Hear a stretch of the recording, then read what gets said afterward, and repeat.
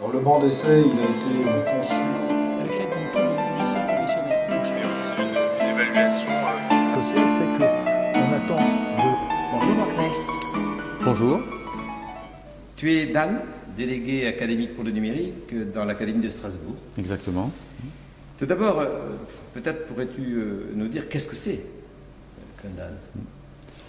Alors le DAN représente deux choses à mon sens. D'abord une continuité dans une activité qui existait auparavant, qui était celle de la mission du conseiller TIS auprès du recteur. C'est une dimension académique et une dimension de conseil auprès d'un recteur qui a en charge la politique, notamment la politique pédagogique de son académie. Et le DAN, ensuite, lorsqu'il a été nommé il y a bientôt donc 2 ans, reprend cette dimension académique, mais lui ajoute une dimension supplémentaire qui est celle de la stratégie numérique qui a été initiée par le ministre Payon donc en 2013. Donc pour moi, c'est à la fois une dimension de continuité, mais en même temps un nouvel élan et une dimension supplémentaire pour donner on va dire un élan et une force plus importants sur la politique numérique académique. Lorsqu'on entend Catherine Bizot-Becchetti, elle parle d'une forme de déclinaison déconcentrée de la direction du numérique pour l'éducation. Alors effectivement, la DNE s'appuie sur le réseau des DAN pour pouvoir mettre en place son action et notamment sur une nécessité de remontée et d'échange en fait entre le terrain, que sont les académies, et puis la centrale dans laquelle se trouve la DNE. Et le DAN se situe aussi à cette charnière, c'est-à-dire que c'est un réseau de DAN dans chacune des académies qui, en plus d'être sur le terrain et d'animer cette politique académique, permet aussi de faire la liaison dans les deux sens, pour faire remonter auprès de Catherine Becchetti-Bizot l'ensemble des informations du terrain sur la politique numérique, mais également aussi de pouvoir faire passer, expliquer, commenter un certain nombre de décisions et d'orientations qui sont prises au niveau national. Bon, nous nous rencontrons au Net Journée en Alsace, organisée par la Société ITOP. Comment s'est préparé stratégiquement sur le plan organisationnel? Quelle a été la vision de l'Académie de Strasbourg et donc du recteur que tu représentes d'une certaine façon au sein de cette manifestation pour que ces Net Journées qui sont de fait un lieu d'échange de pratiques pédagogiques entre les acteurs de l'éducation et bon nombre d'entre eux, si c'est la majorité, sont des personnels de l'État. Comment ça s'est passé? Alors on a appris déjà cette plus ou moins désignation, cette nomination de l'Académie de Strasbourg dans les élus représentants et on va dire organisateurs de ces journées il y a exactement 1 an lors des précédentes éditions qui se sont déroulées à Anguin-les-Bains. Et lorsque nous avons appris cette nouvelle-là, au départ, bon, c'était un honneur parce que, en plus du sens de l'hospitalité, c'est aussi, si je puis dire, l'occasion pour nous, de temps en temps, de mettre en avant les activités liées autour du numérique pédagogique de l'Académie. Mais connaissant les capacités de la société ITOP d'organiser des événements comme celui-ci avec la qualité qu'ils ont su démontrer, nous a donné l'idée supplémentaire de profiter de cet événement, de cette infrastructure et de cette logistique pour pouvoir en même temps apporter au personnel de notre académie un temps d'échange et de formation important. Et dans l'Académie de Strasbourg, nous sommes dans une phase justement de mise en valeur ce qu'on appelle les référents numériques des établissements. Ils sont 216, un par établissement. Cette manifestation était pour nous l'occasion aussi de leur proposer un événement dans lequel ils allaient pouvoir valoriser leur travail au quotidien. Donc c'était à la fois une démarche ambitieuse, et elle l'a été d'ailleurs, puisque ça nous a occupé, si je puis dire, pendant 3 mois où nous avons fait beaucoup d'échanges avec la société organisatrice pour apporter le contenu qui allait remplir et enrichir la structure et l'organisation qui était mise en place. Alors, dans le champ du numérique éducatif, pédagogique, quels sont les chantiers prioritaires qui ont été retenus par le recteur et donc par l'Académie de Strasbourg? Alors il y en a plusieurs. On a l'historique déjà. Dans l'Académie de Strasbourg, on a un espace numérique de travail en TA qui va bientôt fêter ses 12 ans et qui a apporté dans nos pratiques du numérique déjà pratiquement une certaine révolution.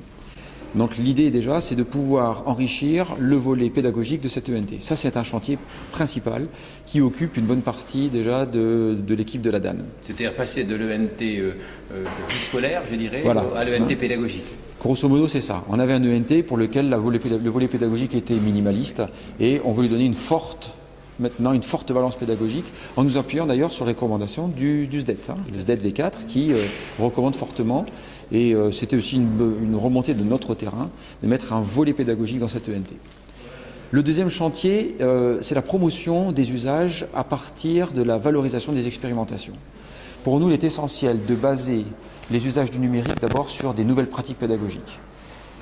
Il est important de comprendre que le numérique ne va pas impulser systématiquement des nouvelles pratiques pédagogiques tant que les enseignants n'auront pas déjà au départ soit la prédisposition à se re-questionner sur leur pratique, ou bien un accompagnement pour les aider à réfléchir sur leur posture d'enseignant.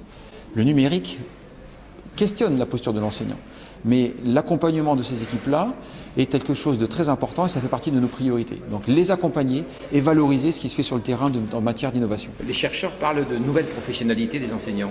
On pourrait le dire. Une nouvelle professionnalité dans le sens où l'enseignant maintenant, comme on l'a intitulé sur cet événement, est en train de passer de plus en plus du face-à-face pédagogique au côte-à-côte. Le face-à-face, le frontal, est de plus en plus éclipsé par une situation dans laquelle les élèves qui sont immergés dans un flux d'informations, et le numérique en est en grande partie responsable, doivent apprendre à se positionner dans cette information et l'enseignant les accompagner pour transformer cette information en connaissance et en savoir. Donc ça, c'est le deuxième priorité. C'est la deuxième priorité. Ensuite, nous arrivons aussi, ça c'est un petit peu aussi ce qui se passe dans toutes les académies, à nous poser la question de l'accueil des nouvelles technologies, avec dans ces nouvelles technologies les équipements individuels mobiles. Grosso modo, on va parler plus souvent des tablettes et des smartphones.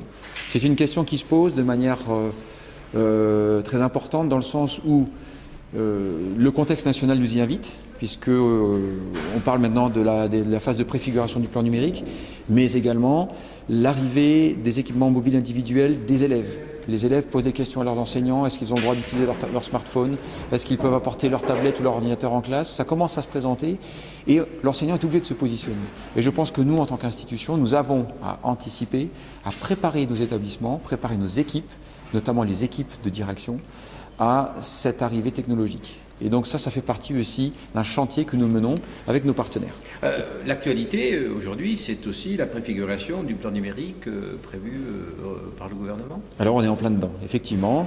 La question de l'équipement individuel mobile est au cœur de cette phase de préfiguration, puisqu'elle prévoit donc à la rentrée 2015, donc c'est dans 6 mois, 300 collèges sur le territoire national puissent être équipés à la fois de terminaux, donc d'équipements individuels mobiles et de ressources pour que les élèves et les enseignants puissent appréhender cette nouvelle dimension du numérique éducatif. Donc ça veut dire que dans l'académie, on va devoir s'appuyer, et nous y sommes prêts, ça va devoir s'appuyer sur des établissements qui ont déjà des projets numériques. La priorité chez nous, c'est de partir d'abord du terrain. Des femmes et des hommes qui ont des envies, qui ont une appétence pour le numérique, mais surtout une appétence pour l'innovation pédagogique et qui vont monter des projets. À côté d'eux, il y a des équipes de direction qui ont bien senti que ce terrain était favorable et lorsque la sauce prend, eh bien, on peut, à ce moment-là, se poser la question de l'équipement. C'est dans ce sens-là que je souhaite aller dans l'Académie de Strasbourg et les collectivités nous rejoignent aussi sur ça. On n'a pas, pour l'instant, mis en place de campagne d'équipement massif. On a plutôt privilégié des remontées de projets. Et une fois que ces projets sont validés par la DAN, les collectivités acceptent à ce moment-là de financer et d'accompagner les établissements. En d'autres termes, la dimension pédagogique de terrain du projet numérique est essentielle. Je pense que oui. Et lorsque nous allons rentrer dans la phase de préfiguration, ça va nous permettre de nous appuyer sur des établissements qui ont déjà fait ce travail de recherche et de mise en projet numérique. Ce qui veut dire qu'on va démarrer, dans une phase de préfiguration, il faut pouvoir s'appuyer sur des éléments qui ont déjà anticipé, je pense. Parce qu'en un an, il est difficile d'appréhender toutes les dimensions d'un équipement, de l'arrivée des équipements individuels mobiles dans les établissements. Il y a la partie technique, la partie économique, la partie organisationnelle et puis surtout la partie pédagogique pour laquelle un accompagnement important est nécessaire. Donc le fait de s'appuyer sur des établissements qui ont déjà réfléchi et pour lesquels les personnes ont déjà un certain nombre de compétences, c'est pour nous quand même une plus-value. Alors parlons des personnels d'encadrement, et plus particulièrement des personnels de direction, dont je pense que leur positionnement, leur formation est tout à fait essentielle pour qu'un projet numérique puisse s'appuyer effectivement sur les acteurs de terrain que sont les enseignants. Est-ce que vous avez des démarches particulières en direction de ces personnels d'encadrement? Alors on a pointé effectivement ce point extrêmement sensible. Il est évident pour nous que les équipes de direction et les équipes d'encadrement, donc personnel de direction et personnel du corps d'inspection, sont des éléments charnières dans ce dispositif. Donc il est prévu déjà depuis 2 ans d'augmenter, nous avons augmenté, multiplié par 3, les temps de formation pour les personnels de direction qui sont issus du concours, pour pouvoir compléter la formation qu'ils ont dans leur cursus classique par une approche plus proche de ce qui se passe dans l'Académie de Strasbourg et pour les accompagner à la fois sur les usages de l'ENT, les usages qui sont propres à nos établissements et surtout pour prendre la dimension du pilotage du numérique et du pilotage par le numérique. Donc une forte mobilisation autour de la formation, mais également une sensibilisation aussi sur les usages qui se font sur le terrain. Et nous organisons dans l'Académie un certain nombre d'événements auxquels ils sont invités pour pouvoir échanger avec eux et les mettre en situation d'échange avec les équipes du terrain. Et notamment, donc, dans le cadre des Net Journées, ce matin, nous avons organisé un petit déjeuner numérique auquel étaient conviés justement les chefs d'établissement et les corps d'inspection pour pouvoir réfléchir sur la façon dont on devait mettre en place le numérique et le pilotage du numérique dans les établissements. Alors moi j'ai été frappé par deux particularités dans ces Net Journées. La première, c'est la très grande présence justement de personnel de direction, de personnel d'encadrement. Et la deuxième, c'est le fait que toi-même, ton équipe, vous avez une démarche en direction des enseignants qui, alors je ne sais pas, je vais le dire entre guillemets, je ne sais pas si c'est une bonne expression, ne s'apparente pas à l'image que d'aucuns pourraient se donner de la relation entre les corps d'inspection, parce que je crois que tu es un inspecteur d'académie IPR, IA de sciences physiques, physique-chimie, tout à fait. Chimie, ce que l'on pense être traditionnel et qu'on regrette d'ailleurs de cette vision des personnels de direction ou des personnels d'inspection distants des personnels enseignants. Je t'ai vu chanter avec les collègues enseignants, je t'ai pas vu danser, mais c'était pas loin. Cette forme de relation avec entre tous les acteurs, qu'ils soient personnels d'encadrement, personnel enseignant, sans aller vers une forme de paternalisme, est-ce que c'est quand même pas une forme de fonctionnement horizontal qui permet justement une meilleure efficience du système? Alors il y a, je pense, 2 choses dans ta question. Déjà, la distinction entre les moments, on va dire, un peu festifs de l'événement de notre journée, dans lequel on était sensible aussi à cet aspect-là, dans lequel on invite aussi nos partenaires, et dans ces partenaires-là, il y a effectivement les corps d'inspection et les personnels de direction. Le fait de pouvoir partager des moments comme ça, ce sont des relations humaines, et je crois beaucoup en l'humain. Et également sur la mise en place d'une politique académique. Je suis aussi, en même temps, particulièrement chanceux de pouvoir travailler avec une équipe qui s'appuie aussi sur les mêmes qualités humaines que moi. Ce sont des personnes qui ont à la fois la capacité de faire un travail extrêmement sérieux et de très grande qualité, sans pour autant se prendre au sérieux toute la journée. Et c'est cette qualité aussi, je pense que c'est pas évident de monter et de vivre comme ça des rencontres de ce type-là. Et j'ai la chance de pouvoir le faire au quotidien avec mon équipe. Donc en ce sens-là, j'aimerais pouvoir les remercier. Mais après, ça se sent aussi au niveau des collaborateurs dans l'académie. Les corps d'inspection dont je suis issu, les chefs d'établissement sentent aussi que l'aspect humain est important pour nous. On ne compte pas dans notre travail, on est extrêmement disponible dès lors qu'on respecte le travail des uns et des autres. Et notre disponibilité, elle est au départ au service du fonctionnement des établissements. Les chefs d'établissement l'ont compris, les corps d'inspection aussi. Ils ont vu qu'il y avait quelque chose à prendre dans le numérique et dans l'action de la DAN de Strasbourg. Donc ils l'ont bien compris, ils nous le rendent aussi. Parce que vous avez bien vu cet échange-là tout autour de la journée. C'est un échange qui est bilatéral. Horizontal, je dis moi. Et horizontal aussi. Alors les 2 dimensions sont importantes. Bilatéral, c'est-à-dire qu'on reçoit autant qu'on donne. Et horizontal dans le sens où on n'est pas en place de relations ni hiérarchie, ni fonctionnelles.